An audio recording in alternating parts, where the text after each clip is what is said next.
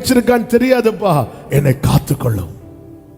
எனவேதான் தாவீது சொல்லுகிறார், வேடனுடைய கண்ணிக்கு தப்பின குருவியை போல எங்கள் ஆத்துமா தப்பிட்டு கண்ணி தெரித்தது, நாங்கள் தப்பினோம். சத்துரு பாருங்க, ஒரு வழியா நம்மை அகப்படுத்த வருவான். அந்த வழியில் அவனால முடியல அப்படின்னா அவன் போக மாட்டான். வேற எந்த மார்க்கத்தில் இவனை பிடிக்கலாம் அப்படி யோசிப்பான். இஸ்ரவேலை சபிக்கும்படிக்கு பாலாக் என்ன செய்கிறான் என்றால், கூலி கொடுத்து பிழையாம கொண்டு வருகிறான். எதற்காக? இஸ்ரவேலை சபிக்க வேண்டும் என்பதற்காக. என்னாகமம் 23வது அதிகாரத்திலே 9வது வசனத்திலே, கண்மலையின் உச்சியிலிருந்து நான் அவனை கண்டு. கண்மலையின் உச்சியில எதுக்கு கொண்டு வந்து நிக்க வைக்கிறான்னா, இஸ்ரவேலை சபிக்கணும். அப்ப கண்மலை உச்சியில் இருந்து யார் பார்க்கிறார்னா, பிழையாம் பார்க்கிறான். பார்க்கும்போது சொல்லுகிறான், இந்த ஜனங்கள் ஜாதிகளோடு கலவாமல் தனியே வாசமாய் இருக்கிறார்கள், என்னால இவங்களை சபிக்க முடியல. அப்படி சொன்னதுமே 13வது வசனத்தை வாசியுங்கள். பின்பு பாலாக் அவனை நோக்கி, நீர் அவர்களை பார்க்கத்தக்க வேறொரு இடத்திற்கு என்னோட கூட வாரும் அப்படின்னு சொல்லிட்டு கூட்டிட்டு போறான். அங்கேயும் சபிக்க முடியல. உடனே 14வது வசனத்திலே 27வது வசனத்தை வாசியுங்கள். 27. அப்பொழுது பாலாக் பிலேயாமை நோக்கி, வாரும், வேறொரு இடத்துக்கு உம்மை அழைத்து கொண்டு போகிறேன் அப்படின்னு சொல்லிட்டு. எதுக்கு இந்த வசனங்களை எடுத்தேன் அப்படின்னா, நல்ல கவனமா கேளுங்க. பாலாக் எதிராளி தன்னுடைய ஒரு காரியம் நடக்கல அப்படின்னு வந்ததும் அவன் முயற்சியை விடல, அவன் வேற மார்க்கத்தை ட்ரை பண்றான். எதுக்கு அப்படின்னா, இவங்க மேல சாபம் விழணும், இவங்க மேல சாபம் விழணும். நம்மை குறித்து தேவனுக்கு எப்படி ஒரு திட்டம் இருக்கிறதோ அதே போல நம்மை குறித்து சாத்தானுக்கும் ஒரு திட்டம் இருக்கிறது. தேவன் நம்ம எல்லாவற்றிலும் மேன்மையா வைக்க விரும்புகிறார் என்றால், சாத்தான் நம்ம எல்லாத்திலையும் கீழே வைக்கணும்னு நினைப்பான். சாத்தான் என்பவன் தேவனுக்கு எதிரானவன், எதிராளி. அப்ப எனக்கான ஒரு தேவ திட்டம் இன்னது என்பது அவனுக்கு தெரிஞ்சிட்டுனா அதற்கு எதிரான திட்டத்தை போட்டுட்டே இருப்பான். ஸ்ரீகள் பாடினார்கள், சவுல் கொண்டது 1000, தாவீது கொண்டது 10000 என்று. உடனே சவுல் என்ன பண்றான்? பொல்லாத ஆவி அவனுக்குள்ள இருக்கிறது, அவனை 1000 பேருக்கு அதிபதியா வைக்கிறான். இன்னைக்கு நாம் எந்த திட்டத்தை நோக்கி பயணித்துக் கொண்டிருக்கிறோம்? நம்மை குறித்த தேவ திட்டம், நம்மை குறித்த சாத்தானின் திட்டம். நம்மை குறித்த தேவ திட்டம் என்ன? வீட்டிலே நிலைத்திருப்பது. நம்மை குறித்த சாத்தானின் திட்டம் என்ன? பன்றி மேய்த்து பன்றிகளுக்கு வைக்கக்கூடிய தவிடு கூட சாப்பிட முடியாத நிலையில கொண்டு வந்து விடுவது. என் ஆவி என்னில் தியங்கும் போது நீர் என் பாதையை அறிந்திருக்கிறீர். நான் எப்படி இருக்கிறேன்? நெகேமியா 9வது அதிகாரத்திலே தேவ ஜனங்கள் தங்கள் பிள்ளைகளை உணர்ந்து ஆண்டவரை நோக்கி பார்த்து சொல்ல வார்த்தை, கடைசி வசனங்கள்ல நீங்க பாத்தீங்கன்னா அதுல சொல்றாங்க, நாங்கள் கொடிய இக்கட்டில், மகா இக்கட்டில் அகப்பட்டிருக்கிறோம். எங்கள் அக்கிரமங்களினாலே, எங்கள் பாவங்களின் நிமித்தம் நாங்கள் மகா இக்கட்டில் அகப்பட்டிருக்கிறோம். எனவேதான் வேதம் சொல்லுகிறது, நீதிமொழிகள் 22:5, மாறுபாடு உள்ளவனுடைய வழியிலே முள்ளுகளும் கண்ணிகளும் உண்டு, தன் ஆத்துமாவை காக்கிறவன் அவைகளுக்கு தூரமாய் விலகி போவான். ஆமென். மாறுபாடு உள்ளவன் ஒரு நேரம் ஒன்னை யோசிச்சுட்டு இன்னொரு நேரம் இன்னொன்னு நினைக்கிறவன், ஜெபிக்கணும்னு பிளான் பண்ணிட்டு ஜெபிக்காம இருக்கிறவன், ஒரு காரியத்தை செய்யணும்னு தீர்மானிச்சுட்டு செய்யாம இருக்கிறோம் தெரியும். அதான் மாறுபாடு உள்ள நிலை. நேற்று ஒரு முடிவில் இருப்போம், இன்னைக்கு வேற ஒரு முடிவு எடுப்போம். அவனுடைய வழியில என்ன இருக்குதான்? முள்ளுகளும் கண்ணிகளும் இருக்கிறதா. ஆனால் தன் ஆத்துமாவை காக்கிறவன் அவைகளுக்கு விலகி தூரமாய் போவான். எனவேதான் பிரசங்கி புஸ்தகம் எழுதும் போது சாலமோனை கொண்டு கர்த்தர் இப்படி எழுத வைத்தார். அதனுடைய 2-3 வசனங்களிலே, நீ அவன் சமூகத்தை விட்டு, யார் சமூகத்தை விட்டு? பிரசங்கி 8வது அதிகாரம் 3வது வசனம். நீ அவன் ராஜ சமூகத்தை விட்டு விலக துரிதப்படாதே. நல்ல கவனமா கேளுங்க தம்பி தங்கச்சிகளை. நமக்கு ஒரு பிரச்சனைன்னா நம்ம முதல்ல எதுல தெரியுமா கை வைக்கிறோம்? ஜெபம் பண்றது, பைபிள் ரீட் பண்றது, சர்ச்சுக்கு போறது, மினிஸ்ட்ரியில் இன்வால்வ் ஆகிறது, இப்படி ஆண்டவருக்கு எடுத்த காரியத்தை தான் நம்ம முதல்ல ஸ்டாப் பண்றோம். மேக்கப் போடுறதை குறைக்கிறோமா? சாப்பிட்றதை நிறுத்துறோமா? இல்லை. நமக்கு ஏதாவது ஒன்று வந்துட்டுன்னா உடனே எது முடியாம ஆயிரும் தெரியுமா? ஜெபம் பண்றது முடியாம ஆயிரும், பைபிள் படிக்க முடியாம ஆயிரும், நம்ம சொல்ற ரீசன்லாம். ஆனால் மீதி எல்லா காரியம் முடியும். நம்ம நல்லா படுத்து தூங்குவோம், காலில் நல்லா கிளம்புவோம், எல்லா வேலையும் நடக்கும். ஆனால் ஒரு வேலை மட்டும் நடக்காது. என்ன? ஏன்னா என் லைஃப்ல இப்படி ஆயிட்டு, எனக்கு அப்படி ஆயிட்டு. யாரோ நம்மளை ஹர்ட் பண்ணுவாங்க, நம்ம ஜெபத்தை கட் பண்ணுவோம். யாராலேயோ நம்ம காயப்பட்டிருப்போம், நம்ம ஆண்டவரோடு உள்ள உறவை துண்டிப்போம். வேதம் சொல்லுகிறது, அவன் சமூகத்தை விட்டு விலக துரிதப்படாதே. பொல்லாத காரியத்தில் பிடிவாதமாய் நில்லாதே. பொல்லாத காரியத்தில் ஒருவன் பிடிவாதமாய் நிற்கிறானோ அவன் தேவ சமூகத்தை விட்டு வேகமாய் விலகுகிறானோ. வேதம் சொல்லுகிறது, அவன் தனக்கு இஷ்டமானபடி எல்லாம் செய்வான். என் வாழ்க்கையில தேவ திட்டம் மாத்திரம் நிறைவேறணும் அப்படின்னா நான் எங்க இருக்கணும் தெரியுமா? தேவ சமூகத்தில் இருக்கணும். நான் எங்க இருக்கக்கூடாது தெரியுமா? சத்துருவின் கண்ணியில இருக்க கூடாது. திட்டம் பெரியது. நாம் இந்த பூமியிலே பிறக்கிறோம் என்றால் அதே நேரத்தில் எத்தனை குழந்தைங்க மரிக்கிறாங்க தெரியுமா? டெலிவரி டைம்ல ஒரு பேபி பிறக்கும் போது 4 பேபிஸ் இறக்கிறதா ஒரு ரிப்போர்ட் இருக்கு. ஓவராலா ஒரு ஆவரேஜா சொல்றாங்க. ஒரு குழந்தை பிறக்குதுன்னா 4 குழந்தைங்க இறக்குதான். எத்தனை பிள்ளைங்க வயிற்றிலேயே இல்லாம போயிருக்கிறாங்க. தேவன் எதையுமே சும்மா படைக்க மாட்டார். நம்ம எல்லாருமே அவருடைய சிருஷ்டிகள். அவர் நம்முடைய சிருஷ்டிகர். அப்போ தேவன் மனிதனை செம்மையானவனாகவே படைத்தார் என்று வேதம் சொல்லுகிறது. அப்போ அவர் தம்முடைய நோக்கத்தையும் தம்முடைய திட்டத்தையும் வைத்து நம்மை உருவாக்கி இருக்கிறார். அவருடைய திட்டம் எப்படிப்பட்ட திட்டமா? உன்னத திட்டம், உயர்ந்த திட்டம், நாம் நினைப்பதற்கும் வேண்டிக் கொள்வதற்கும் அதிகமான திட்டம், நாம் அறியாததும் எட்டாததுமான திட்டம்.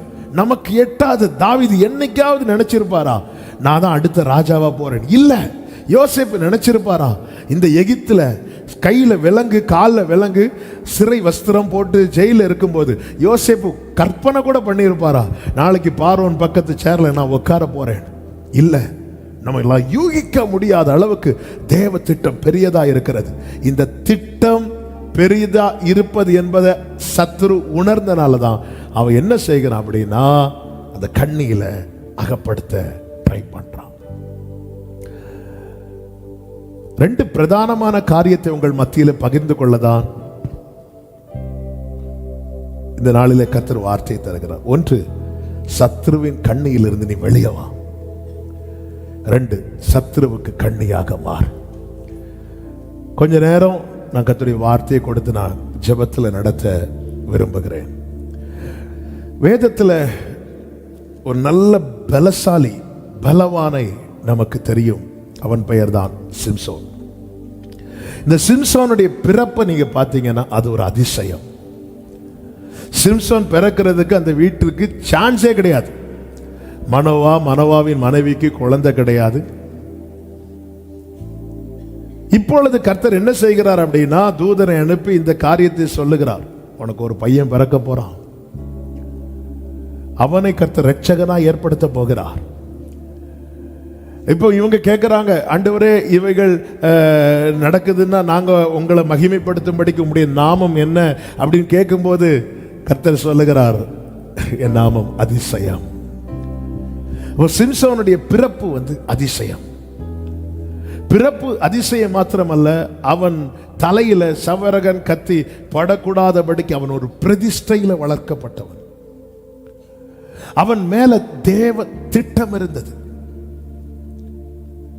தேவ திட்டம் மாத்திரமல்ல, தேவ பலம் அவனுக்குள் இருந்தது. அதனாலதான் அவன் வழியே ஒரு விசை சிங்கம் வந்தபோது இந்த சிம்சோன் என்ன பண்றான் அப்படின்னா, அதை ஒரு ஆட்டுக்குட்டியை கிழித்து போடுவது போல கிழித்து போடுகிறான். அவனுடைய பிறப்பு அதிசயம், பிரதிஷ்டையில் வளர்க்கப்படுகிறான். தேவ திட்டம் அவன் மேல் இருக்கிறது, தேவ பலன் அவனுக்குள் இருக்கிறது, எல்லாவற்றுக்கும் மேல தேவ பாதுகாப்பு அவனுக்குள் இருக்கிறது. எத்தனை முறை பெலிஸ்தீர் அவனை பிடிக்க வந்தாங்க.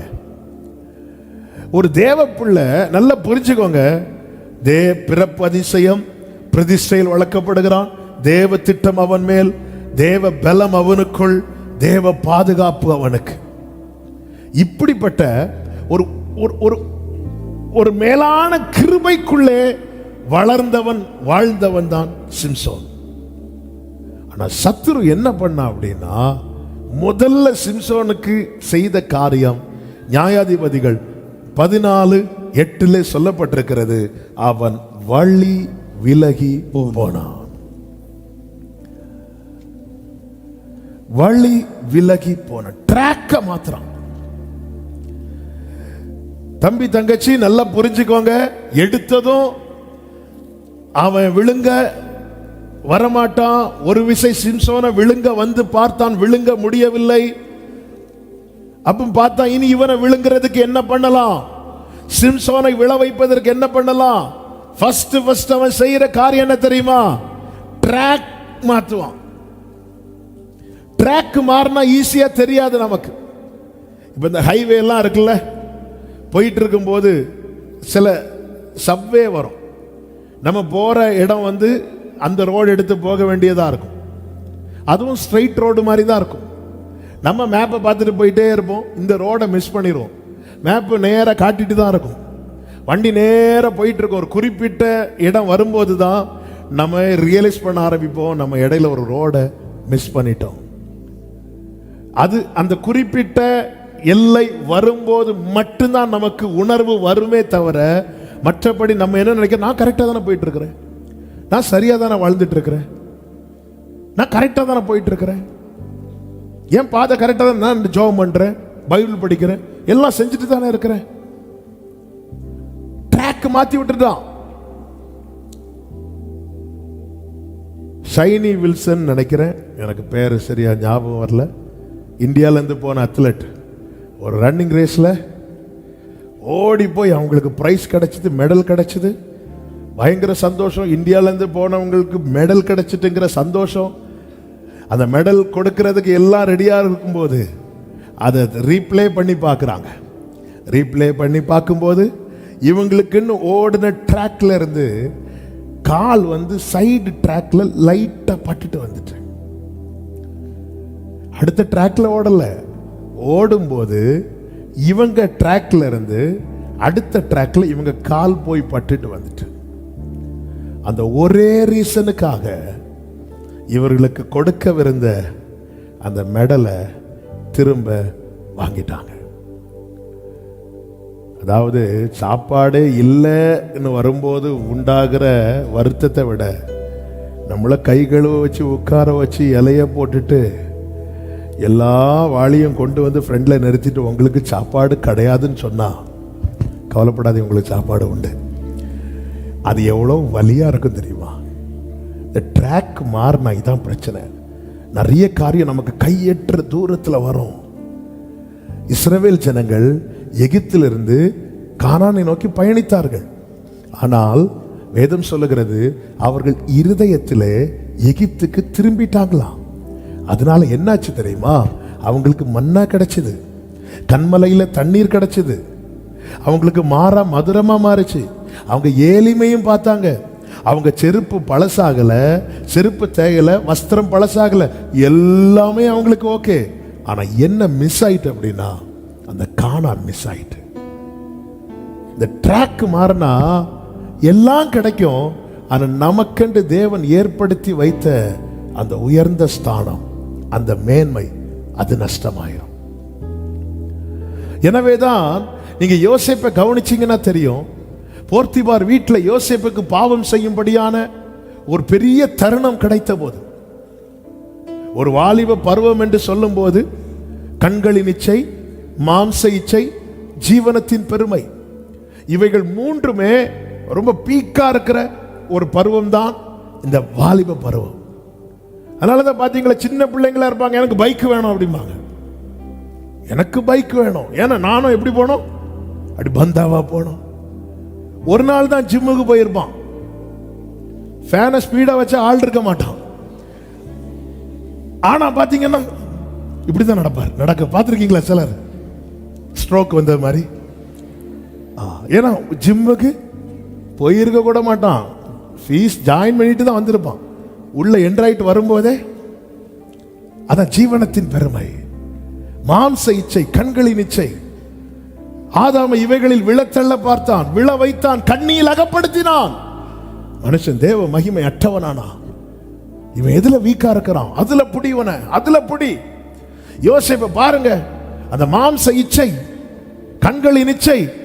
போர்த்திபாரின் மனைவி அவனை பாவத்தில் இழுக்க வரும்போது வேதம் சொல்லுகிறது, அவன் விலகி ஓடினான். அவன் அகப்பட்டிருந்தா ஒருவேளை இந்த நியூஸ் வெளியே வந்திருக்காது. ஆனா கடைசி வரை அவன் போர்த்திபார் வீட்டில் வேலைக்காரனா தான் இருப்பான். அவன் விலகினதுனால தேவ திட்டத்துக்குள்ள போய் உக்காந்துட்டான். நீ பொல்லாத காரியத்துல பிடிவாதமா இராதே, அவைகள் உன்னை தேவ சமூகத்தை விட்டு தூரப்படுத்தும். தேவ சமூகத்தை விட்டு உன்னை தூரப்படுத்தினால் உன் வாழ்க்கையில தேவ சித்தம் நிறைவேறாது. இந்த சிம்சோனை சாத்தான் செய்த முதல் காரியம், இவனை ட்ராக்க மாத்த வைக்கிறான். அதன் பிறகு அவனை பார்த்தீங்கன்னா, தெலீலாள் என்பவளை அவன் நேசிக்க ஆரம்பித்த போது இந்த பெலிஸ்தியர் என்ன செய்கிறார்கள்? நியாயாதிபதிகள் 16வது அதிகாரம் அதனுடைய 5வது வசனத்தில் இப்படி சொல்லப்பட்டிருக்கிறது, அவளிடத்திற்கு பெலிஸ்தியரின் அதிபதிகள் போய், அவளிடத்திற்கு பெலிஸ்தியர் அதிபதிகள் போய். நல்ல கவனமா கேளுங்க, நீ அவனை நயம் பண்ணி. நல்ல கவனமா கேளுங்க.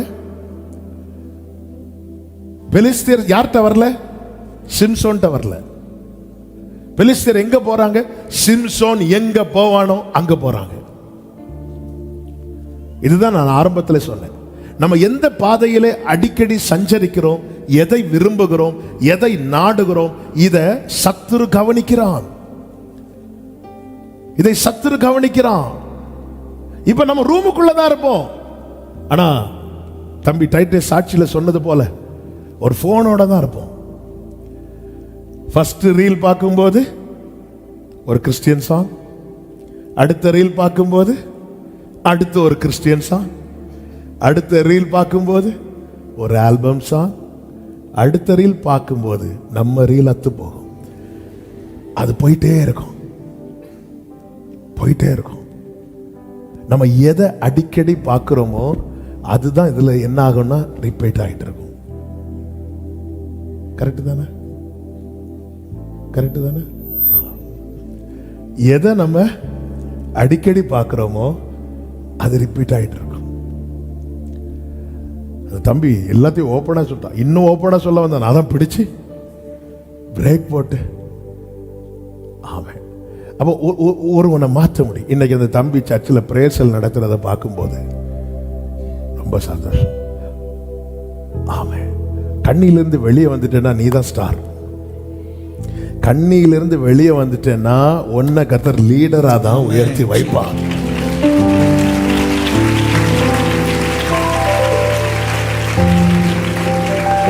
இந்த பெலிஸ்தியர் சிம்சோன் கிட்ட போய் பார்த்தாங்க, முடியல.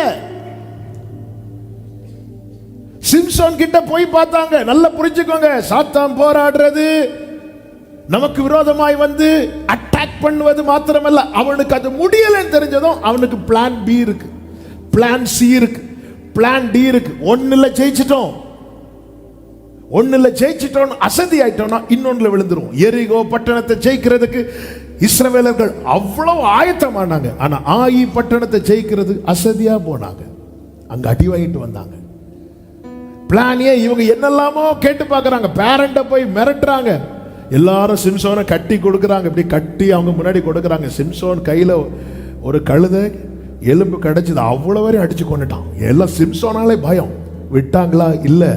அவங்க இப்ப பாக்குறாங்க சிம்சோன் எதுல வீக்கா இருக்கிறான்.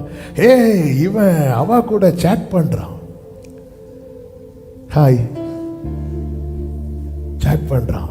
அப்ப நம்ம இப்ப யாரை பிடிக்கலாம்னா அவளை பிடிக்கலாம். அவளிடத்திற்கு பெலிஸ்தியரின் அதிபதிகள் போய் அவங்க சொல்றாங்க பாருங்க, நீ அவனை நயம் பண்ணி தெலீலால் சிம்சோனை கவர்ந்து இழுக்கிறதுக்கு பின்னாக இருப்பது பெலிஸ்தியரின் ஆவி.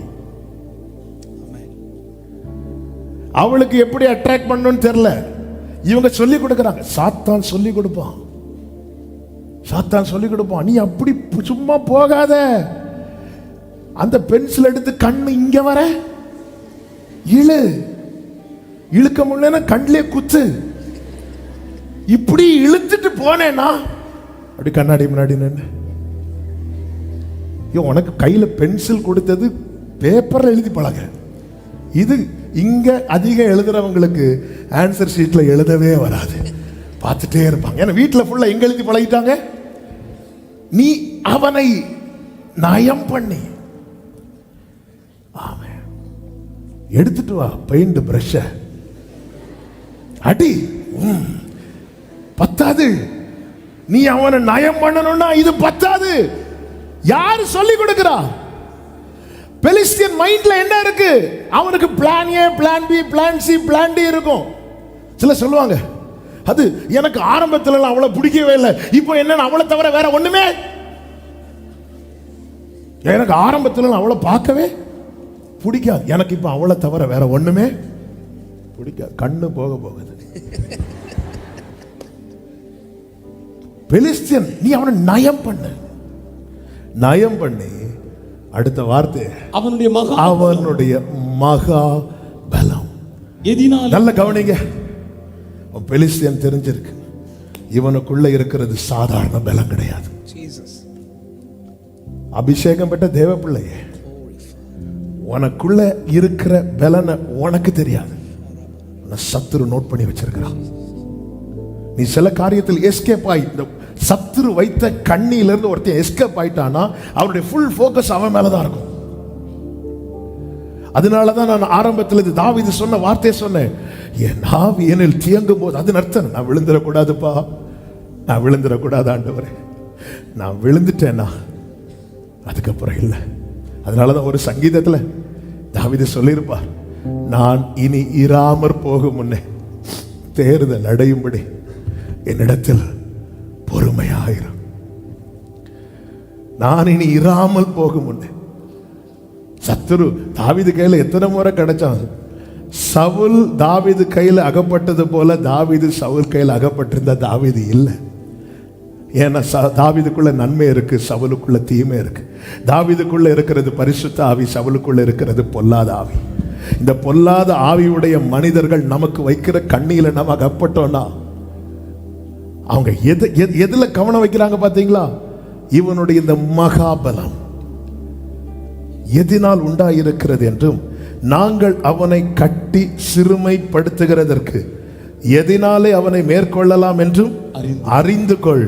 அப்பொழுது நாங்கள் ஒவ்வொருவரும் 1100 வெள்ளிக்காசு உனக்கு கொடுப்போம்.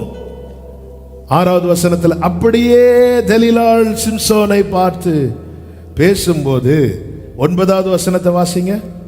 பதிவிருக்கிறவர்கள் அறை வீட்டிலே காத்திருக்கும் போது, எங்க காத்திருக்கிறாங்க? சிம்சோன் என்ன நினைச்சிட்டு இருக்கிறான் தெரியுமா?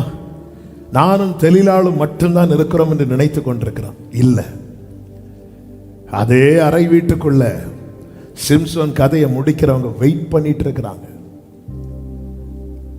நமக்கு இறங்கும்படி கர்த்தர் காத்திருக்கிறார், நம்மை வீழ்த்தும்படி சத்துரு காத்திருக்கிறான். இங்க என்னாச்சு அப்படின்னா, சிம்சோனை கட்டிட்டாங்க, ஆனா கிருபையாய் அவன் காப்பாற்றப்பட்டான். இப்படி ஒரு விசை 2 விசை அல்ல, 3 விசை காப்பாற்றப்படுகிறான். 3 விசை இவனை வீழ்த்த முடியவில்லை என்று அறிந்ததும் இவர்கள் இந்த பிளானை கைவிடல. இந்த பிளான் அவங்க விடல. குருவி அகப்படாமல் கண்ணி தரையிலிருந்து எடுக்கப்படுமோ?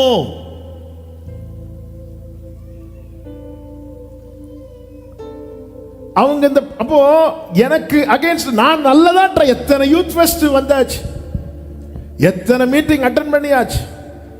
அப்போ நான் ஒரு கண்ணிலேருந்து எஸ்கேப் ஆயிட்டேன். கண்ணி இனி பிரச்சனை இல்லைன்னு பார்த்தா அடுத்த பிரச்சனை வருது. அப்போ இதுக்கு என்ன தீர்வு? ஒரே ஒரு தீர்வு தான் இருக்கிறது. என்ன? நீ கண்ணியா மாறிடு. நீ கண்ணியா மாறி. நீ கண்ணியா மாறாம சத்ருவின் கண்ணிலிருந்து வெளியே வரதும் உள்ள போறதும், வெளியே வரதும் உள்ள போறதும். நீ கண்ணியா மாறிடு. இன்னைக்கு கர்த்தர் அதுதான் நம்மோடு கூட பேச விரும்புகிறார். இப்படி இவள் அலட்டி கொண்டிருக்கும் போது 16வது வசனத்தில் இப்படி சொல்லப்பட்டிருக்கிறது, இப்படி அவனை தினம் தினம் தன் வார்த்தைகளினாலே நெருக்கி, தினம் தினம் தன் வார்த்தைகளினாலே நெருக்கி அலட்டி கொண்டிருக்கிறதினால் சாகத்தக்கதாய் அவன் ஆத்துமா விசனப்பட்டு தன் இருதயத்தை எல்லாம் அவளுக்கு வெளிப்படுத்தினான். 18வது வசனத்தில் சொல்லப்பட்டிருக்கிறது, அவன் தன் இருதயத்தை எல்லாம் தனக்கு வெளிப்படுத்தினது. நான் வாசிக்கிறேன். தெலீலாள் கண்டபோது அவள் பெலிஸ்தரின் அதிபதிகளுக்கு ஆள் அனுப்பி வரவழைத்தாள். 19வது வசனத்தில் அவள் அவனை தன் மடியிலே நித்திரை செய்ய பண்ணி ஒருவனை அழைத்து அவன் தலைமயிரின் 7 சடைகளையும் சிலைப்பித்து அவனை சிறுமைப்படுத்த தொடங்கினாள். அவன் பலம் அவனை விட்டு நீங்கிற்று. ஹல்லேலூயா. இதான் கண்ணியில் அகப்பட்டவனுடைய நிலைமை. முதல்ல எங்க கை வைக்கிறாங்க பாத்தீங்களா? ஸ்ட்ரெங்க்ல. நீ எதுல ஸ்ட்ராங்கா இருக்கிறியோ அதுல கை வைப்பான் சாத்தான். நீ ஜெபிக்கிறதுல ரொம்ப ஸ்ட்ராங்கா இருக்கிறவளா இருக்கலாம். இந்த கண்ணியில் அகப்பட்டேன்னா உனக்கு அதுக்கப்புறம் ப்ரேயர் லைஃப்ல ரொம்ப வீக் ஆயிடுவேன். நீ பைபிள் ரீட் பண்றதுல ரொம்ப ஸ்ட்ராங்கா இருக்கலாம். மினிமம் 5 அதிகாரம் குறைஞ்சு நான் வாசித்ததே கிடையாது. ஆனா நீ கண்ணியில் அகப்பட்டேன்னா அதுல நீ வீக் ஆயிடுவ. 5 வசனம் படிக்கிறது பெரிய சாதனையா இருக்கும். நீ ஆண்டவருக்கு அடுத்த காரியத்துல எதுல ஸ்ட்ராங்கா இருக்கிறியோ, எதுல உறுதியா இருக்கிறியோ அதுல உன்னை வீக் ஆக்கிடுவான். அநேக ஜெப குறிப்புகள்ல ஒன்று என்ன தெரியுமா? எனக்கு பழையது போல ஜெபம் பண்ண முடியல. அதன் அர்த்தம் என்ன? வீக் ஆயிட்டோம். கண்ணியில் அகப்படுத்தி சாத்தான் செய்யற முதல் காரியம் என்ன தெரியுமா? நம்ம எதுல ஸ்ட்ராங்கா இருக்கிறோமோ அதுல வீக் ஆக்கிடுவான். இன்னைக்கெல்லாம் ஒரு 5 நிமிஷம் ஜெபம் பண்றதே எத்தனை பேருக்கு கடினமா இருக்கு. ஆனா 5 மணிக்கு ஒரு போனை பார்க்கறதுக்கு முடியுது. 5 நிமிஷம் ஜெபம் பண்ண முடியல. ஏன்னா நம்ம வீக் ஆயிட்டோம். ரொம்ப வீக் ஆகிடுவோம்.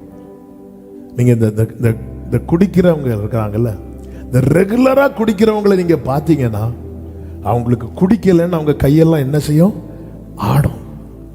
ஏன்னா அவங்க வீக் ஆயிட்டாங்க. இந்த பூமியில உண்டாகிற எத்தனை காரியங்களும் ஒரு மனுஷனை எவ்வளவுக்கு எவ்வளவு வீக் ஆக்க முடியுமோ அவ்வளவுக்கு அவ்வளவு வீக் ஆகும்.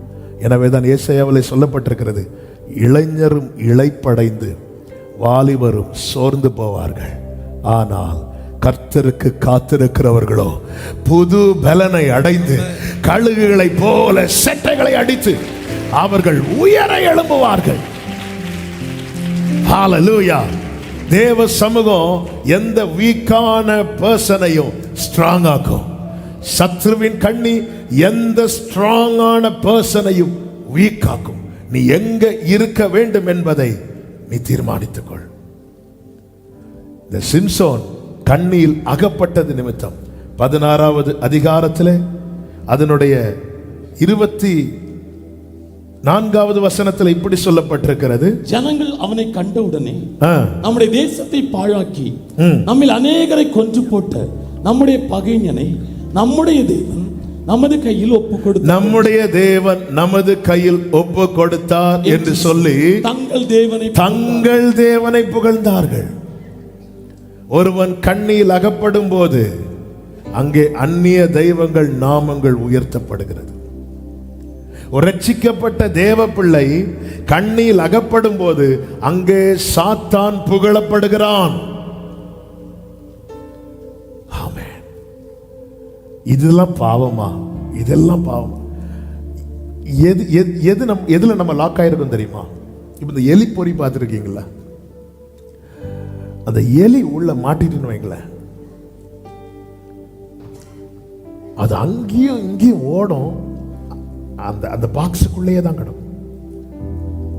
வெளியே வரணும்னு அதுக்கு விருப்பம் இருந்தா வெளியே வர முடியாது. விட்டுறலாம் நினைச்சாலும் விட முடியாது. அந்த கண்ணிக்குள்ள இருந்து நிறைய தீர்மானம் எடுக்கும். இனி நான் எந்த ஆகாரத்திலையும் போய், இனி இப்படி ஓப்பனா இருக்கிறத பார்த்தெல்லாம் போய் அங்கிருந்து பயங்கர தீர்மானம் எடுக்கும். ஆனா முடியாது. அந்த பொறியை ஒருவன் ஓபன் பண்ணி விட்டா மட்டும்தான் அந்த எலிக்கு விடுதலை கிடைக்கும். ஆனா பொறி வைக்கிறவனே வீட்டு ஓனர் கண்டிப்பா ஓபன் பண்ணி விட மாட்டான். அதை பிடிச்சு இல்லாம ஆக்குறது தான் சாத்தானுடைய தந்திரம். நல்ல கவனமா கேளுங்க. நாம் சத்துருவின் கண்ணியில் அகப்பட்டா, நம்மை தேவன் ஏற்படுத்தினது, இந்த ஜனத்தை எனக்கென்று ஏற்படுத்தினேன், இவர்கள் என் துதியை சொல்லி வருவார்கள். அப்போ நம் நிமித்தம் யார் புகழப்பட போகிறார்? நமக்காய் ஜீவனை தந்த நம் ஆண்டவராகிய இயேசு கிறிஸ்துவா? நம் ஜீவனை எடுக்கும்படி துடிக்கிற சத்துருவா? எப்படி அவங்க கொண்டாடினாங்க தெரியுமா? நம்முடைய தேவன் நமது கையில் இந்த பகைஞனை ஒப்பு கொடுத்தார் என்று சொல்லி தங்கள் தேவனை புகழ்ந்தார்கள். இப்படி மனமகிழ்ச்சியா இருக்கும்போது சிம்சோனை வேடிக்கை காட்டும்படி அழைத்து கொண்டு வாருங்கள் என்று சொல்லி கூட்டிட்டு வராங்க. நேத்து வரைக்கும் சிம்சோனை பார்த்து பயந்தவங்க இன்னைக்கு சிம்சோனை எப்படி மாத்திட்டாங்க பாத்தீங்களா? வேடிக்கையா. அதுதான் ஆரம்பத்திலே சொன்னேன், நீ யூதராஜ சிங்கத்தின் பிள்ளை, நீ நடந்து போனாலே சத்துரு அந்த எல்லை பக்கம் இருக்கக்கூடாது. ஆனா இன்னைக்கு அவன் கையில வச்சு விளையாடுற டாயா யூஸ் பண்ணிட்டு இருக்கிறான். எவ்வளவோ காரியங்களை கண்ணுக்கு முன்பதாக கொண்டு வந்து நிறுத்தி அதிலே அகப்படுத்தி நம்மை பலனற்றவர்களாக்கி நம்மை அடிமைத்தனத்துக்கு உட்படுத்தி இன்னைக்கு அநேகருக்கு வேடிக்கையா. இன்னைக்கு எத்தனை பேர் பார்க்க தயங்கி ஒளிகிறாங்க தெரியுமா? ஏன்னா வேடிக்கை ஆக்கிட்டான். இந்த நிலையை சிம்சோன் உணர்ந்த போது 28வது வசனத்தை வாசியுங்கள். அப்பொழுது சிம்சோன் கர்த்தரை நோக்கி கூப்பிட்டு, கர்த்தராகிய ஆண்டவரே, இந்த ஒரு விசை மாத்திரம் என்னை நினைத்தருளும். தேவனே, என்னை பலப்படுத்தும். நல்ல கவனிங்க. கண்ணில ஒரு பறவை அகப்பட்டுட்டுனா அது சரக போட்டு எவ்வளவு வேகமா அடிக்க முடியுமோ அவ்வளவு வேகமா அடிக்கும். கண்ணில ஒரு மிருகம் அகப்பட்டுட்டுனா அது எவ்வளவு சத்தமாய் கூப்பிட முடியுமோ அவ்வளவு சத்தமாய் கூப்பிடும். ஏன்? அவைகளுக்கு ஒரு விடுதலை தேவை. இந்த சிம்சோன் தெலீலால் வீட்டில் இருக்கும்போது உணரல. ஆனால் அவன் கண்ணியில் அகப்பட்டு எல்லாம் இழந்த போது அவன் புரிந்து கொண்டான். இப்பொழுது அவன் என்ன செய்யறான் தெரியுமா? கத்துறான். என்ன சொல்லி கத்துறான்? ஆண்டவரே, இந்த ஒரே ஒரு விசை என்னை நினைத்தருளும். தேவனே, என்னை பலப்படுத்தும் என்று சொல்லி அவன் கத்துறான். இந்த பகல் வேளையில அகப்பட்டது போன்ற உணர்வுல யாராவது இதை கேட்டுக்கொண்டிருக்கிறீர்கள் என்றால் இயேசுவின் நாமத்தில் உங்களுக்கு சொல்லுகிற செய்தி இதுதான். நீ சத்துருவுக்கு கண்ணியா மாறணும்னா முதல்ல இந்த கண்ணியிலிருந்து வெளியே வரணும். அதற்கு ஒரே வழி, அவரை நோக்கி கூப்பிடு. புலம்பல் 3 சொல்லப்பட்டிருக்கிறது. ஆமென். அதனுடைய 55வது வசனத்தில் மகா ஆழமான கிடங்கிலிருந்து கர்த்தாவே உமது நாமத்தை பற்றி கூப்பிட்டேன். மகா ஆழமான கிடங்கு, என அகப்பட்டுட்டேன். இப்ப நாமத்தை பற்றி கூப்பிடுகிறார். நமக்கு ஒரு நாமம் கொடுக்கப்பட்டிருக்கிறது. அந்த நாமம் தான் இயேசு என்கிற நாமம். வலது கரத்தை உயர்த்தி சத்தமாய் இயேசுவேன்னு சொல்லுங்க பார்க்கலாம். ஹல்லேலூயா. சில வருஷத்துக்கு முன்னாடி ஒரு சூழ்நிலையில் அகப்பட்டேன். நான் அது ஈஸியா விட்டேன். ஏன்னா நம்மள ஊழியம் செய்யறோம், இதெல்லாம் நம்மளை எப்படி பாதிக்கும் அப்படின்னு. ஆனா அது நாளுக்கு நாள் நெருக்க ஆரம்பித்தது.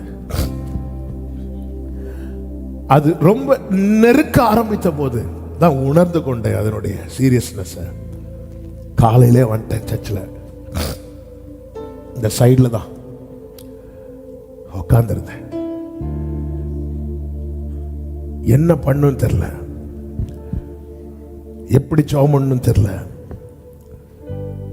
ஒரு கட்டம் வந்த போது சங்கீதம் 56 ஆண்டவர் காட்டி தந்தார். என் அலைச்சல்களை தேவரீர் அறிந்திருக்கிறீர், என் கண்ணீர் எல்லாம் உடைய துரத்தில வையும். அந்த வசனம் என்னோட பேச ஆரம்பிச்சிரு. அழுதுரு, வேற வழியே இல்லை. அப்படியே உக்காந்து ஏசப்பா ஏசப்பான்னு சொல்லி நோக்கி கூப்பிட்டேன். ஆண்டவரே, அவ்வளவுதான் அவ்வளவுதான். உடனே தேவ சமாதானம் ஆட்கொள்ளுது. அன்னைக்கு அந்த காரியத்திலிருந்து எல்லாமே அந்த காரியம் மாறுதலாய் மாற ஆரம்பித்தது. ஆண்டவர் பேச ஆரம்பித்தார்.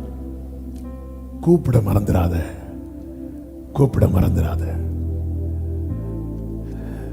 சமுத்திரத்தில் பேதுரு அமிழ்ந்து போன போது போட்ல பேதுருவனுடைய பிரதர் அந்திரையா உண்டு. அந்திரையான்னு கூப்பிடல, ஆண்டவரேன்னு கூப்பிட்டான். உடனே கர்த்தர் கை நீட்டி அவன் கையை பிடிக்கிறார். மகா ஆழமான கிடங்கில் இருந்து, கர்த்தாவே உம்முடைய நாமத்தை பற்றி கூப்பிட்டேன். வேதம் சொல்லுகிறது 57 நான் உம்மை நோக்கி கூப்பிட்ட நாளிலே கர்த்தர் என்ன செய்தாரா? நீர் அணுகி. அணுகி. அதன் அர்த்தம் என்ன? நான் எப்போ கூப்பிட்டேனோ அங்க கர்த்தர் வருகிறார். 124வது சங்கீதம் எப்படி சொல்லுகிறது? மனுஷர் நமக்கு விரோதமாய் எழும்பின போது கர்த்தர் நமது பக்கத்தில் இராவிட்டால், கர்த்தர் தாமே நமது பக்கத்தில் இராவிட்டால் அவர்கள் கோபம் நம்மேல் எரிகையில் நம்மை உயிரோடு விளங்கி இருப்பார்கள். அப்பொழுது தண்ணீர்கள் நம்மேல் பாய்ந்து வெள்ளங்கள் நமது ஆத்துமாவின் மேல் பெருகி கொந்தளிக்கும் ஜலங்கள் நமது ஆத்துமாவின் மேல் புரண்டு போயிருக்கும் என்று இஸ்ரவேல் இப்பொழுது சொல்வதாக. நம்மை அவர்களுடைய பற்களுக்கு இரையாக ஒப்பு கொடாதிருக்கிற கர்த்தருக்கு ஸ்தோத்திரம். வேடருடைய கண்ணிக்கு தப்பின குருவியை போல நம்முடைய ஆத்துமா தப்பிற்று. கண்ணி தெரித்தது, நாம் தப்பினோம். நம்முடைய சகாயம் வானத்தையும் பூமியையும் உண்டாக்கின கர்த்தருடைய நாமத்தில் உள்ளது. அந்த நாமத்தில் இருக்கிறது. இன்னைக்கு நீங்க இந்த கண்ணியிலிருந்து எனக்கு விடுதலை வேணும்னா ஒரே வழிதான், ஒரே வழிதான். அந்த நாமத்தை சொல்லி கூப்பிட போறீங்க. அந்த நாமத்தை சொல்லி கூப்பிட போறீங்க. எப்படி தப்பு வைப்பாரா? வேடனுடைய கண்ணிக்கு தப்பின குருவியை போல நம்முடைய ஆத்துமா தப்பிட்டு. என்ன வார்த்தைங்க இது! அப்போ சாத்தான் லாக் பண்றது எதை தெரியுமா? சோல, நம்முடைய ஆத்துமாவை. அமெரிக்கா உட்பட பல நாடுகள்ல டெவிலுக்கு, சாத்தானுக்கு தங்கள் சோல சேல் பண்றாங்களாம். சோல சேல் பண்ணிட்டு உலக நன்மைகளை அனுபவிக்க. இது ரொம்ப அநேக பிரபலங்கள் அதை செய்திருக்கிறார்கள். பிரபலமாகுவதற்கும் ஐஸ்வர்யத்தில் விருத்தி அடைவதற்கும் சோல டெவிலுக்கு சேல் பண்றாங்க. அப்படிப்பட்டவர்களுடைய ஆரம்பம் ரொம்ப நல்லா இருக்கும், ஆனா முடிவு ரொம்ப ரொம்ப பரிதாபமா இருக்கும். அப்படிப்பட்ட பரிதாபமாய் முடிந்த ஒருவனுடைய வாழ்க்கை தான் மைக்கேல் ஜாக்சன். அந்த நேம் இன்னைக்கும் பிரபலமா தான் இருக்கு. ஆனா அவனுடைய முடிவு மிக மிக மிக மிக பரிதாபம்.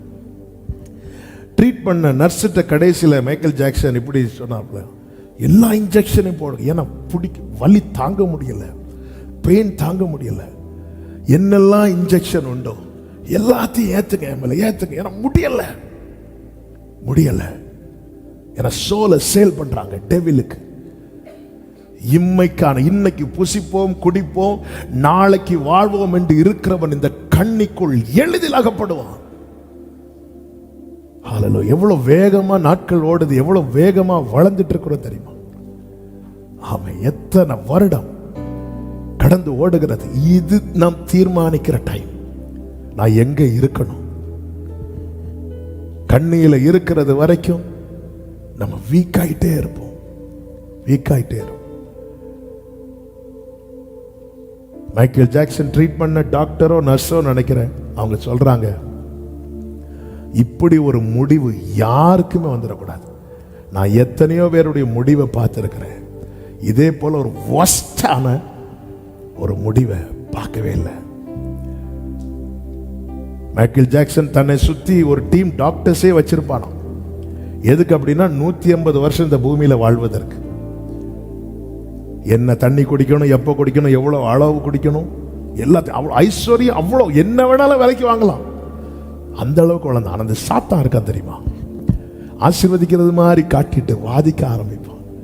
அதுதான் தெலீலாளை வச்சு அவன் நயம் பண்ணி நிறைய பேச வச்சுட்டான். நிறைய வார்த்தைகளினாலே அவனை விசனப்படுத்தி கடைசியில விசனப்பட்டு அவனுடைய மகா பலத்துல கை வைக்கணும். வேடனுடைய கர்த்தரியம் பட்சத்தில் இருக்கணும். இந்த அகப்படாம யாருமே இல்லைங்க. ஆனா வெளியே வரணும்ல, நம்ம மேல இருக்கிற நோக்கம் நிறைவேறணும்ல. நோக்கம் நிறைவேறலைன்னா நம்முடைய ஓட்டம் அது சக்சஸ்ஃபுல்லும் கிடையாது, அது பர்பஸ்ஃபுல்லும் கிடையாது. இந்த சிம்சோன் கத்துனான், நான் ஆண்டவரை நோக்கி கதறி கண்ணியிலிருந்து தப்பு வைக்கப்பட்டிருக்கிறேன். நான் உணரணும் இது கண்ணீன்னு, இது கண்ணீன்னு உணரணும். சிம்சோன் முதல்ல கண்ணீன்னு உணரல, ஏதோ பிரச்சனைன்னு தெரியுது, ஆனா இந்த தெளிலாளுக்குள்ளதான் இந்த கண்ணி இருக்குன்னு உணரல. ஆனா கண்ணீன்னு உணர்ந்ததும் அவன் கர்த்தரை நோக்கி கூப்பிடுகிறான். அது வரைக்கும் அவன் கர்த்தரை தேடாம என்ன செய்யறது தெரியுமா, நான் மேற்கொள்ளுவேன், நான் இதை செய்வேன், என்னால முடியும் முடியாது. ஒரு மனுஷன் எப்பொழுது கர்த்தரை நோக்கி பார்க்கிறான் தெரியுமா, தன்னால முடியாதுங்கிற நிலைமை வரும்போது. இந்த பகல் வேளையில் நான் இயேசுவின் நாமத்திலே சொல்லுகிறேன், ஆமென். கர்த்தர் இந்த வார்த்தையை தந்து 6 மாதங்களுக்கு மேலாகவே இந்த வார்த்தையை தந்து கர்த்தர் இந்த வார்த்தை இருதயத்தில் வைத்து பேசிக் கொண்டிருக்கிறார். அகப்பட்ட நிலையில யார் வந்திருந்தாலும் இன்னைக்கு விடுதலை பெறாம இங்கிருந்து போகக்கூடாது. என்ன செய்யணும், மகா ஆழமான கிடங்கில் இருந்து உமது நாமத்தை பற்றி கூப்பிட்டேன். நான் அந்த நாமத்தை கூப்பிடும் போது எங்க இருந்தாலும் எந்த சூழ்நிலையில இருந்தாலும் இயேசு பக்கத்தில் வருவார். அவர் பயப்படாதேன்னு சொல்றாருனாலே பக்கத்தில் இருக்கிறார்னு அர்த்தம். அதனாலதான் நான் கூப்பிட்ட நாளில் நீர் அணுகி பயப்படாதே என்று. You came near when I called you and you said do not fear. பயப்படாத. எப்போ வருவாராம், நான் கூப்பிட்ட நாளில். பயப்படாதேன்னு சொல்றவர் மாத்திரமல்ல, 58வது வசனத்திலே சொல்லப்பட்டிருக்கிறது, you Lord took up my case, you redeemed my life. என் ஆத்துமாவின் வழக்கை நடத்தினீர், என் பிராணனை மீட்டுக் கொண்டீர். ஆமென். பலவான் கையிலிருந்து கொள்ளை பொருளை பறிக்க கொடுமோ, அவர் வந்தார்னா எல்லா கண்ணிகளும் தெரிப்புண்டு போகும். நம்முடைய சகாயம் வானத்தையும் பூமியையும் உண்டாக்கின கர்த்தருடைய நாமத்தில் இருக்கிறது. ஆமென், ஆமென். நம்ம ஆண்டவரை நோக்கி கூப்பிட போறோம். நான் உண்மையா கேட்கிறேன், நீங்க ஜெனியூனா ஆன்சர் பண்ணணும். எனக்கு கண்ணியிலிருந்து விடுதலை வேணும் அப்படி சொல்றவங்க மட்டும் வெக்கப்படாம உங்க கையை உயர்த்துங்க. Thank you Holy Spirit. ஆமென். கையை கீழே போடுங்க.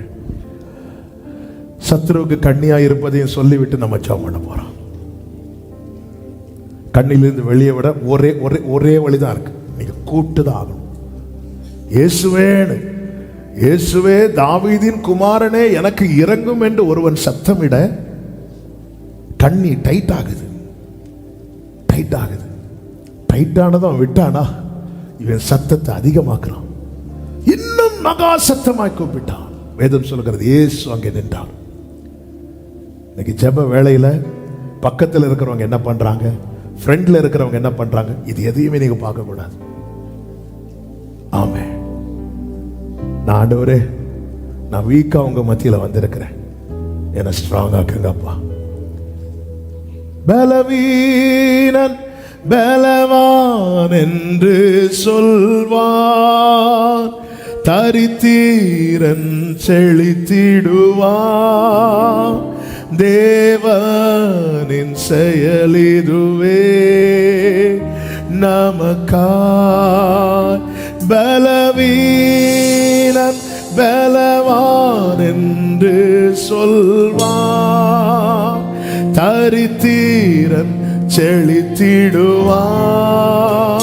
தேவனின் செயலிதுவே நமக்காய். நன்றி. சத்துருவுக்கு கண்ணியாயிரு. கண்ணியிலிருந்து வெளியே வர நோக்கி கூப்பிடு. நான் இயேசுவின் நாமத்தில் கேரண்டியா சொல்றேன், குமாரன் உங்களை விடுதலை ஆக்கினார், மெய்யாகவே விடுதலை யானீர்கள்.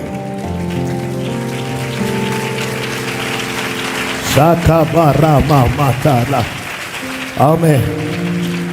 ஆமா, எனக்கு ஆக்சுவலா இந்த வேர்டு பேசும்போது எப்படி தோணு தெரியுமா? ஒவ்வொருத்தர் பக்கத்துல வந்து உங்களை தட்டி, நீ ஜெயிக்கணும்பா, நீ பெரிய திட்டத்துக்குள்ள காணப்பட வேண்டியவன், அப்படி சொல்லணும்னு தோணுது பர்சனலா. ஆமே, உங்களுக்கு உங்க பேரண்ட் மேல கூட நம்பிக்கை வராது. தாவீதுக்கு என்னங்க, தாவீது அப்பா சொல்ல, அவன் எல்லாருக்கும் இளையவன், அவன் ஆடு மேய்ச்சிட்டு இருக்கிறான், அப்பாக்கு நம்பிக்கை இல்லை. பேரண்ட் கூட உங்க மேல நம்பிக்கை இல்லாம இருக்கலாம், ஆனா உங்களை படைத்தார் அல்லவா, அவருக்கு தெரியும்.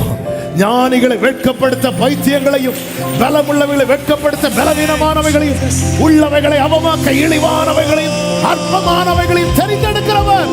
எவரையும் மேன்மைப்படுத்தவும் பலப்படுத்தவும் தேவனுடைய கரத்தினால் ஆகும். ஆகும்.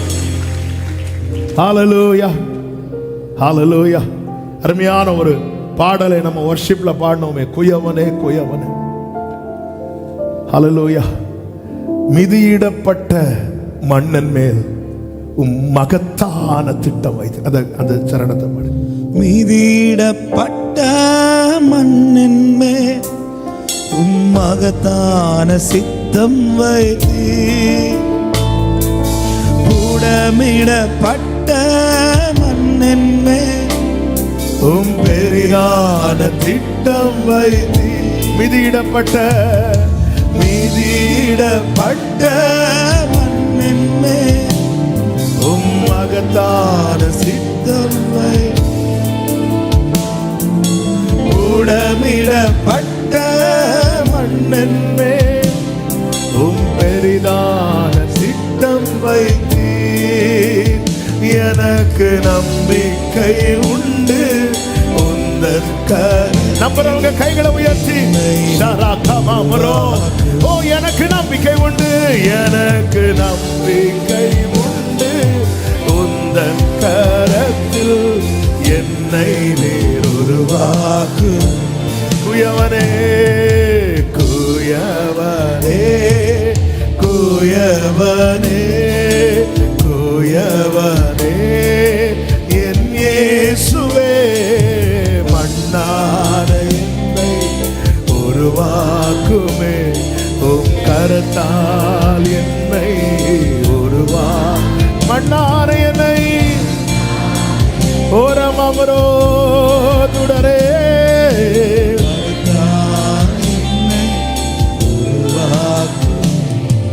கண்ணிலிருந்து வெளியே வர அன்பு தம்பி தங்கச்சி, இன்னைக்கு நீ நோக்கி கூப்பிடு.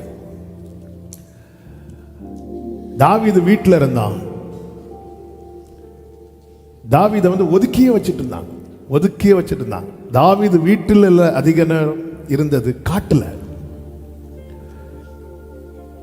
காட்டுல ஈசாய் அப்பான்னு நிறைய கூப்பிட்டதை விட ஆண்டவர் அப்பான்னு கூப்பிட்டது தான் ஜாஸ்தி. அதனால ஆண்டவர் அதை ஒரு தகுதியாக்கிட்டார். அவன் என்னை நோக்கி நீரன் பிதா என்பான். சில உறவுகள் இருந்தும் அவங்கள கூப்பிட முடியாம ஒதுக்கப்பட்டிருக்கிறீங்கன்னா ஸ்தோத்திரம் சொல்லுங்க, அந்த உறவுல அவர் இருக்கிறார். ஆமென் சொல்லுங்க பார்க்கலாம். ஹல்லேலூயா. கர்த்தருக்கு மகிமை உண்டாவதாக. ஒதுக்கி வச்சுட்டாங்க, ஆண்டவர் விடல, திட்டத்துக்குள்ள கொண்டு வந்தார். நாம சத்ருவுக்கு கண்ணியா மாறிட்டோம்னு வைங்களேன், என்ன நடக்கும் தெரியுமா? யாத்திராகமம் 10வது அதிகாரம் அதனுடைய 7வது வசனத்தை வாசிக்க கேட்கலாம். யாத்திராகமம் 10:7. அப்பொழுது பார்வோனுடைய ஊழியக்காரர் அவனை நோக்கி, எந்த மட்டும் இந்த மனிதன் நமக்கு கண்ணியாயிருப்பான்? எந்த மட்டும் இந்த மனிதன் நமக்கு கண்ணியாய் இருப்பான்? தங்கள் தேவனாகிய கர்த்தருக்கு ஆராதனை செய்ய அந்த மனிதரை போக விடும். அந்த மனிதரை போக விடும். அடுத்த வார்த்தை, எகிப்து அழிந்து போனதை நீர் இன்னும் அறியவில்லை. கைகளை உயர்த்தி ஆமென் சொல்லுங்க பார்க்கலாம். ஒரே ஒரு மனுஷன் சத்ருவுக்கு கண்ணியா மாறினதும் சத்ருவின் கோட்டை என்னாகுது தெரியுமா? அழிய ஆரம்பிச்சிட்டு. இந்த கல்லின் மேல் என் சபையை கட்டுவேன், பாதாள வாசல்கள் அதை மேற்கொள்ளாது. ஹalleluya, ஹalleluya. பேதுருவுக்குள்ள என்ன இருந்துச்சு? கிறிஸ்துவை பற்றின வெளிப்பாடு இருந்துச்சு. நீர் உன்னதமான தேவனுடைய குமாரனாகிய கிறிஸ்து என்று சொன்னதும் இயேசு சொல்ற, மாம்சமும் இரத்தமும் இதை உனக்கு வெளிப்படுத்தவில்லை, பரலோகத்தில் இருக்கிற என் பிதா இதை வெளிப்படுத்தினார். இந்த வெளிப்பாடு உனக்குள்ள இருக்குல்ல, இந்த கல்லின் மேல என் சபையை கட்டுவேன். கிறிஸ்துவை பற்றின வெளிப்பாடு மேலதான் சபை கட்டப்பட்டு வருகிறது. பாதாள வாசல்கள் இதை மேற்கொள்ளாது. யார் இந்த மோசே? 40 வருடம் வனாந்தரத்தில் ஆடு மேய்த்து கொண்டிருக்கும் போது ஒரு நாள் அக்கினி பற்றி எரிகிறது. முச்செடியிலே அக்கினி பற்றி எறிந்தும் முச்செடி வேகாதிருப்பதை பார்த்து இந்த அற்புத காட்சியை நான் காண்பேன் என்று சொல்லி அவன் கிட்ட வருகிறான். கிட்ட வந்தபோது கர்த்தர் அவனோடு பேச ஆரம்பிக்கிறார். பேசும்போது முதலாவது தன் முகத்தை மூடிக்கொள்ளுகிறான், தன் பாதரட்சியை கழட்டுகிறான், தன் கையில் இருந்த கோலை கீழே போடுகிறான். மொத்தத்தில் அவன் தன்னை அர்ப்பணிக்கிறான். அந்த இடத்துல தான் கர்த்தர் தம்முடைய நாமத்தை அவனுக்கு தெரிவிக்கிறார். என் நாமம் தரிக்கப்பட்ட என் ஜனங்கள். இப்பொழுது மோசே கர்த்தருடைய கோலை எடுத்துக்கொண்டு புறப்பட்டு வருகிறான். எங்கே வருகிறான்? எகிப்துக்கு வருகிறான். நல்லா புரிஞ்சுக்கோங்க, தேவனோடு ஒருவனுக்கு பர்சனல் ரிலேஷன்ஷிப் இருக்குமானால் அவன் இருக்கிற இடத்துல சத்ருவின் கோட்டை அழிந்து கொண்டே இருக்கும். ஹalleluya. எகிப்தியர் வந்து பார்வோன்ட்ட சொல்றாங்க, எந்த மட்டும் இந்த மனிதன் நமக்கு கண்ணியாயிருப்பான். ஹalleluya. அடுத்த வார்த்தையை பார்த்தீங்களா? தங்கள் தேவனாகிய கர்த்தருக்கு ஆராதனை செய்ய அந்த மனிதனை என்றல்ல, அந்த மனிதரை போகவிடும். என்னதின் அர்த்தம்? ஒருத்தன் சத்துருவுக்கு கண்ணியா மாறிட்டானா ஒரு கூட்ட ஜனங்கள் தேவனை ஆராதிக்கிறவர்களாய் மாறுவார்கள். அன்னைக்கு ஒருத்தன் கண்ணியில் அகப்பட்டான், சிம்சோன். அப்பொழுது அந்நிய தெய்வத்தின் நாமம் உயர்த்தப்பட்டது. எப்பொழுது ஒருவன் சத்துருவுக்கு கண்ணியாய் மாறினானோ அப்பொழுது ஜீவனுள்ள தேவனுடைய நாமம் உயர்த்தப்படுகிறது. இந்த பகல் வேளையில என கேட்டுக்கொண்டிருக்கிற அன்பு சகோதரா சகோதரி, நீ சத்துருவுக்கு கண்ணியாய் மாறுவாயானால் நீ மாத்திரமல்ல, உன் மூலமாய் அநேகர் கர்த்தரே தெய்வம் என்று சொல்லி ஆராதிக்கும் நாட்கள் வரும். ஆமென் சொல்லுங்க பார்க்கலாம். ஹalleluya. எத்தனை பேர் விரும்புறீங்க என் மூலமா ஒரு கூட்டம் ஜீவனுள்ள தேவனை ஆராதிக்கணும்னு விரும்புறவங்க சத்தமா ஆமென் சொல்லுங்க பார்க்கலாம். நீ கண்ணியா மாறணும், கண்ணியா மாறணும். ஹalleluya. நல்ல புரிஞ்சுக்கோ, கிரயம் செலுத்தணும். கிரயம் செலுத்தாம எதுவும் நடக்காது. இந்த மோசே பாருங்க, மோசேயின் பிறப்பை குறித்து எபிரேயர் 11:23 சொல்லப்பட்டிருக்கிறது. மோசே பிறந்த போது அவனுடைய தாய் தகப்பன்மார் அவனை அழகுள்ள பிள்ளை என்று கண்டு. ஒரு மொழிபெயர்ப்பில் இப்படி கொடுக்கப்பட்டிருக்கிறது, because they saw he was no ordinary child. எங்க குழந்தை எல்லாமே அழகுள்ள குழந்தை தான். ஆனா இவங்க என்ன பார்க்கறாங்க அப்படின்னா இது ஒரு சாதாரண குழந்தை கிடையாது. இந்த சத்தத்தை என கேட்டுக்கொண்டிருக்கிற பெற்றோருக்கு சொல்லுகிறேன், நல்ல கவனமா கேளுங்க. உங்க கையில தேவன் கொடுத்த பிள்ளைய அவங்க வாங்குற மார்க் வச்சோ அவங்க பர்சனாலிட்டியை வச்சோ பார்க்காதீங்க. அவங்க மேல தேவ திட்டம் இருக்கிறது. திட்டத்தை வைத்து பாருங்கள். அப்படி பார்த்தா நீங்க சொல்லுவீங்க, என் பிள்ளை சாதாரண பிள்ளை கிடையாது. ஆமென். கீழ இருந்து பெற்றோர் பார்த்துட்டு இருக்கிறீங்க, ஆன்லைன்ல அநேகர் பார்த்துட்டு இருக்கிறீங்க. உங்க பிள்ளையை இப்படி பாருங்க, ஏன்னா என் கையில கர்த்தர் கொடுத்திருக்கிறார். அதே போல என்னை கேட்டுக்கொண்டிருக்கிற அன்பு தங்கச்சி, அன்பு தம்பி, உன் அழகு என்ன தெரியுமா? உன் மேல இருக்கிற தேவ திட்டம். ஆமென், ஆமென். உன் மேல இருக்கிற தேவ திட்டம். ஹல்லேலூயா. தலையில அப்படி கை வச்சு, தலையில கை வச்சு, ஆமென், சத்தமா, என் மேல் இருக்கிற அவர் திட்டமே என் அழகு. என் அழகு நம்புறவங்க சத்தமா சொல்லணும். ஓகே, என் மேல் இருக்கிற தேவ திட்டமே என் அழகு. ஒரு விஷயம் கூட சொல்லுங்க, என் மேல் இருக்கிற தேவ திட்டமே என் அழகு. ஆமென். அப்போ இந்த அழகு ஃபேட் ஆகாது. ஹல்லேலூயா. வேற அழகுக்கு தான் பெயிண்ட் டப்பா எக்ஸ்ட்ரா வேணும். இது ஃபேட் ஆகாது. குழந்தை எப்படி பார்க்குறாங்க அப்படின்னா இது இது இது ஒரு ஆர்டினரி சைல்டு கிடையாது.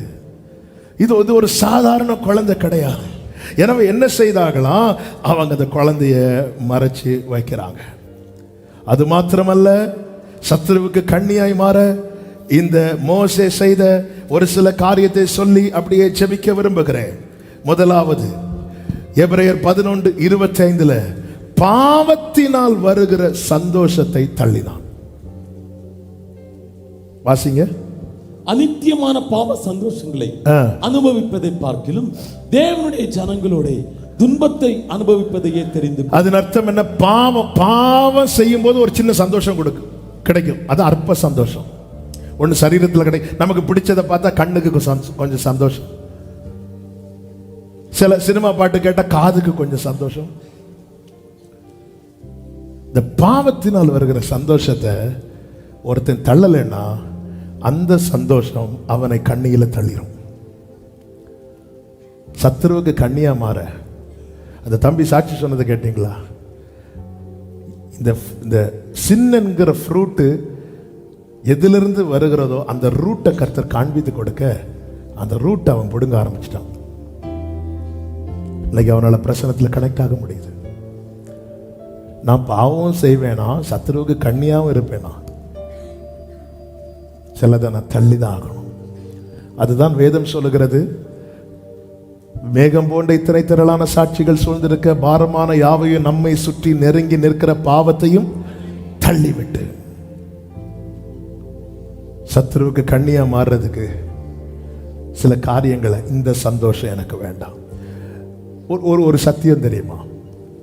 அந்த பிரசன்ஸ, அந்த பிரசனத்தில் இருக்கிற சந்தோஷத்தை ஒருவன் ரியலா அனுபவிச்சிட்டானா அவன் பாவ சந்தோஷத்தை தேட வேண்டிய நிலைமை அவனுக்கு வராது. ஒரு நதி உண்டு, அது தேவனுடைய நகரத்தையும் உன்னதமானவர் வாசம் பண்ணும் பரிசுத்த ஸ்தலத்தையும் சந்தோஷிப்பிக்கும். ஹோலி ஸ்பிரிட் தான் பரலோகத்துக்கு ஜாயே ஹோலி ஸ்பிரிட். அந்த நதியை கர்த்தர் எனக்குள்ளிருந்து உங்களுக்குள்ளிருந்து பாயும்படிக்கு கிருபை செய்திருக்கிறார். விசுவாசிக்கிறவனுக்குள்ளத்திலிருந்து ஜீவ தண்ணீர் உள்ள நதிகள் புறப்படுமா. அந்த ரியல் ஜாய், ரியல் ஜாய். ஆமென். எங்க அப்பா தேவனை அறியாத குடும்பத்தில் பிறந்து வளர்ந்தவங்க. அவங்களுக்கு ஒரு பேர் உண்டு. அவங்க இயேசுவை ஏற்றுக்கொண்டு ஞானஸ்நானம் எடுக்கிறதுக்கு போகிறாங்க. வீட்டில் அவ்வளோ எதிர்ப்பு. போட்ட ட்ரெஸ்ஸோட ஞானஸ்நானம் எடுத்துகிட்டு வேற ஒரு ட்ரெஸ்ஸு கொண்டு போய் மாற்றணும். அதில் ஒன்றுமே தெரியாது.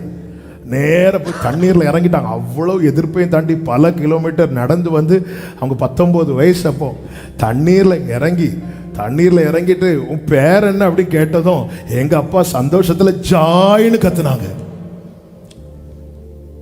அவரும் ஜாய் உனக்கு பிதா குமாரன் பரிசுத்தாவி நாமத்தினாலே ஞானஸ்நானம் கொடுக்கிறேன், ஞானஸ்நானம் கொடுத்து விட்டாச்சு. அப்புறம் ஒரு ஆவிக்குரிய தாயார் இருந்தாங்க. அவங்க தான். ஜாய்ங்கிறது ஒரு கேர்ள் நேம் மாதிரி தெரியுது, நம்ம ஜாய் சன் வைக்கலாம்னு சொல்லிட்டு அதுக்கப்புறம் தான் ஜாய் சன் அப்படிங்கிற பேர். அவங்க தான் என்னுடைய தகப்பனார் பாஸ்டர் பே ஜாய்சன். அவங்க அந்த பேர் எப்படின்னா ஜாய், அந்த சந்தோஷம். அந்த சந்தோஷத்தை அவங்க அனுதினமும் அனுபவிச்சதுனால தான் கடைசி வரை அவங்களுக்கு பர்பஸ்ஃபுல்லாகவும் சக்சஸ்ஃபுல்லாகவும் தங்கள் லைஃப்பை ரன் பண்ணி ஓட்டத்தை ஜெயத்துடன் ஓடி முடிக்க முடிந்தது. எந்த பாவ சந்தோஷத்தை நாம் இன்னைக்கு விரும்பி அனுபவிக்கிறோம், அதை தள்ளலைன்னா அது நம்மளை கண்ணியில் தள்ளிடும். இந்த மோசை பார்த்துட்டான், மோசைக்கு இல்லாத சான்ஸ் அங்கே நமக்கு கிடைக்குது. பார்வோனுடைய குமாரத்தின் மகன், ஒரு ராஜ அரண்மனையில் ஒருத்தன் வளர்றான்னா எல்லாமே அவன் கை பக்கத்தில் தான் இருக்கும். ஆனால் அவன் என்ன பண்ணான் தெரியுமா, அது அநித்தியமானது. அதனால தான் அநேகர் பார்த்தீங்களா இந்த ஒரு வாட்டி சொல்லி பல வாட்டி தப்பு பண்ணுவாங்க. ஏன்னா அது அநித்தியமானது. அதில் கிடைக்கிற சாய் பெர்மனண்ட் கிடையாது, அது டெம்பரரி. அந்த டெம்பரரி சந்தோஷத்தை கொடுக்கிற பாவத்தை தள்ளலைன்னா கண்ணியா மாற முடியாது. அது மாத்திரமல்ல, 11:26 இனி வரும் பலன் மேல் நோக்கமா இருந்து எகிப்தின் பொக்கிஷங்களிலும் கிறிஸ்துவின் நிமித்தம் வரும் நிந்தையை அதிக வாக்கியம் என்று. இரண்டாவது போக்கஸ இம்மைக்குரிய காரியத்தில் வைக்கல, நித்தியத்துக்குரிய காரியத்தில் வைக்கிறோம். உங்கள் பொக்கிஷம் எங்கே இருக்கிறதோ அங்கே உங்கள் இருதயம் இருக்கும். இவன் எகிப்தில தான் வளர்றான், ஆனாலும் அவனுடைய நோக்கம் எல்லாம் கிரைஸ்ட். இனி வரும் பலன் மேல் நோக்கமா இருந்து. உன் நோக்கம் என்ன தம்பி? உன் நோக்கம் என்ன தங்கச்சி? உன் நோக்கம் என்ன? ஆண்டவர் சொல்றார், அவன் என்னிடத்தில் வாஞ்சியா இருக்கிறபடியால் நான் அவனை விடுவிப்பேன், அவனின் நாமத்தை அறிந்திருக்கிறபடியால் அவனை உயர்ந்த இடத்துல. தேவன் எப்பவுமே நம்மளை மேலதான் பார்க்க வைக்கிறார். நீங்கள் கிறிஸ்துவுடனே கூட எழுந்ததுண்டானால் பூமிக்குரியவைகளை அல்ல மேலானதே நாடுங்கள். இன்னைக்கு நம்ம பிரச்சனை என்ன? ஐயா அவங்க என்ன பார்த்து பேசல, அவங்க என்கிட்ட ரொம்ப ரொம்ப சீப்பான காரியம். அதாவது ஒரு உயர்ந்த ஸ்தானம் நமக்கு இருக்குன்னு தெரிஞ்சிட்டுனா அதுக்கப்புறம் நம்ம பிஹேவியர்ஸ்ல எல்லாம் சேஞ்ச் ஆகும், எல்லாமே மாறும். தாவீது பாத்தீங்களா, ராஜாவாக அபிஷேகம் பண்ணப்பட்ட பிறகு அப்பா அவனை கூப்பிட்டு அண்ணன்களுக்கு சாப்பாடு கொடுத்து விசாரிச்சுட்டு வான்னு சொல்லிட்டு கையில பொட்டலத்தை கொடுத்து விடுறாரு. தாவீதும் கழுதை மேல எல்லாத்தையும் ஏத்திட்டு வராரு. எல்லாம் அந்த ஆகாரத்தெல்லாம் கொடுத்துட்டு கோலியாத்து நிற்கும் போது தாவீது எப்படி கேட்கிறான் பாத்தீங்களா, இவனை கொல்றவனுக்கு என்ன கிடைக்கும்? என்ன? ஏன்? ஏன்னா என் மேல அபிஷேகம் இருக்கு, என்ன கர்த்தர் வைத்த ஸ்தானம் அப்படிப்பட்ட ஸ்தானம். உடனே அண்ணன் வந்துட்டான், உன் துணிகரை எனக்கு தெரியும், நீ அகங்காரம் உள்ளவன். அப்ப தாவீது சொல், நான் வந்ததற்கு ஒரு முகாந்திரம் இல்லையா? என் மேல அபிஷேகம் இருக்கு. என்ன கர்த்தர் ஒரு இடத்துக்கு சும்மா கொண்டு போக மாட்டார், என்ன ஒரு பிரச்சனையை சும்மா ஃபேஸ் பண்ண வைக்க மாட்டார். ஒரு விஷயம், சிங்கமும் கரடியும் வந்தது, அங்க என்னை தேவன் பழக்குவித்தார், இங்கே கர்த்தர் எனக்கு ஜெயத்தை தருவார். நம்முடைய நோக்கம் எப்படிப்பட்டதா இருக்கிறது? இனி வரும் பலன் மேல் நோக்கமா இருக்கு. இதெல்லாம் அநித்தியமானது, பூமிக்குரியதுல கண்ணை வைக்கல. ஒருவன் இம்மைக்காக மாத்திரம் கிறிஸ்துவை பின்பற்றினால் அவன் ரொம்ப பரிதபிக்கப்பட்டவன் ஆயிடுவான். இயேசுவோடு கூட 2 பேர் சிலுவையில் அறையப்பட்டாங்க. ஒருவனுக்கு தான் பரதீசு, இன்னொருவனுக்கு பாதாளம். ஏன்னா கூட அறையப்பட்டோம் ஒருத்தர் இம்மைக்குரிய காரியத்தை தான் இயேசுட்ட கேட்டுட்டு இருக்கிறான். அப்போ இவ்வளவு தியாகம் எதுக்கு? நீ சிலுவையில் அறையப்பட்டு பிரயோஜனமே இல்லாம போயிட்டேப்பா. எதுக்கு இயேசுவோடு கூட சிலுவையில் அறையப்பட்ட எனக்கு அது கிடைக்கும் இது கிடைக்கும். ஆண்டவர் அவனை மைண்டே பண்ணல. ஆனா இன்னொருவன், ஆண்டவரே உடைய ராஜ்யத்தில் வரும்போது அடியேனை நினைத்தருளும் கேட்கும்போது ஆண்டவர் சொல்ல, இன்னைக்கு நீ என் கூட இருப்ப, இனி வரும் நோக்கத்தை மாற்று, நீ சத்ருவுக்கு கண்ணியாய் மாறுவாய். 3வது அடையாளத்தை வெறுத்தான். என்ன அடையாளம்? 24வது வசனம், பார்வோனுடைய குமாரத்தின் மகன் என்னப்படுவதை வெறுத்து. உலகம் கொடுக்கிற அடையாளம் அல்ல, அது குப்பை. நீ பேர் வாங்க புகழ் வாங்க எதையும் செய்யாதே, நீ அழைப்புல ஓடு, கர்த்தர் உன் பெயரை பெருமைப்படுத்துவார். கைகளை உயர்த்தி ஆமேன்னு சொல்லுங்க பார்க்கலாம். கர்த்தரால் புகழப்படுகிறவனே உத்தமன், கர்த்தரால் புகழப்படுகிறவனே. அவன் அழைப்புல அவன் உலக அடையாளத்தை வெறுத்தான். எதுக்கு? ஆமென். அது மாத்திரமல்ல, 11:27 சொல்லப்பட்டிருக்கிறது, விசுவாசத்தினாலே அவன் அதரிசனமானவரை தரிசிக்கிறது போல உறுதியாயிருந்து ராஜாவின் கோபத்துக்கு பயப்படாமல் எகிப்தை விட்டு போனான். உறுதி, கர்த்தருக்காக உறுதி. இவனே எகிப்தியருக்கு கண்ணியாய் மாறினான். அவன் கண்ணியாய் மாறினதை பார்த்தவர்கள் என்ன சொன்னார்கள் தெரியுமா? இஸ்ரவேலர்கள் அழிந்தார்கள் என்று அல்ல, எகிப்து அழிந்து போகிறது. இவனை விட்டுருங்க. இவனை மட்டும் இல்ல, இவனை சார்ந்து இருக்கிற அத்தனை பேரையும் அவர்களுடைய தேவனுக்கு பலி செலுத்தும்படி விட்டுருங்க. நாம கண்ணியாய் மாறிட்டோனா, அன்பு தம்பி தங்கச்சி, அநேகரை நீதிக்கு உட்படுத்துகிறவர்களாய் நம்ம மாறிடணும். தேவன் நம்ம எங்க வச்சிருக்கிறாரோ, எப்படி வச்சிருக்கிறாரோ, எந்த நிலையில வச்சிருக்கிறாரோ அங்க சத்துருவுக்கு கண்ணியாய் மாறிட்டோம்னா நம் மூலமாய் ஒரு கூட்டம் இயேசுவை ஆராதிப்பார்கள். இப்படி ஒரு செயலை செய்யாம நம்முடைய வாழ்க்கை வாழ்ந்து என்னத்துக்குங்க? இப்படி ஒரு செயலை செய்யாம நம்ம ஓட்டம் ஓடி முடித்து என்ன யோஸ்? இந்த பகல் வேளையில ஆண்டவர் அநேகரை கண்ணியிலிருந்து விடுவிக்கவும் சத்துருவுக்கு கண்ணியாய் மாற்றவும் நம் மத்தியிலே உலாவிக் கொண்டிருக்கிறார். நம்ம இப்போ ஜெபம் பண்ண போறோம். இருக்கிற இடத்துல எல்லாரும் எழுந்து நின்று ஆமென், ஹல்லேலூயா. கொஞ்ச நேரம் ஹல்லேலூயா, ஆமென்.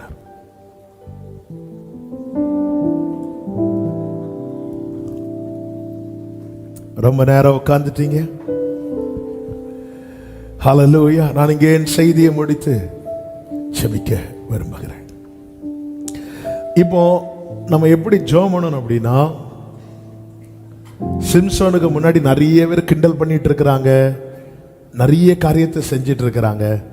சிம்சோன் அது எதையுமே மைண்ட் பண்ணவில்லை. சிம்சோன் கத்துறான். முதல்ல தன் நிலை உணர்றான். என்ன உணர்றான்னா, என் மேலெல்லாம் போயிட்டு நான் ஒரு பெரிய டிராப்ல மாட்டிட்டேன், பெரிய கண்ணியில் அகப்பட்டுட்டேன், எனக்கு ஒரு விடுதலை வேணும். எல்லாரும் கண்களை